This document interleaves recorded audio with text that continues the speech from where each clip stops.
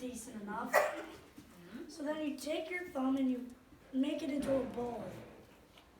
Make it like a Like little so. tiny bowl. We've done that. Then you take some of the soil. A lot? No, not a lot. 3 pinches, 3 small pinches, or Like- 2 medium pinches. Pinch or two? Yeah. That's good. Okay. And then you take some of the seeds, which will be in these white cups. Okay.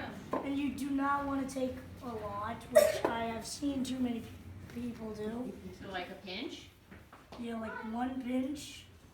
But if you hardly get any on the first pinch, a tiny second pinch. Okay. You just like pinch it, and then it would look like a dumpling, sort of. But then you turn it back into a ball.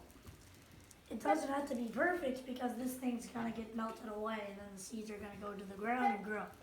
As you can see, So everything's bee kind of inside the ball, right? yes, everything is inside of the ball.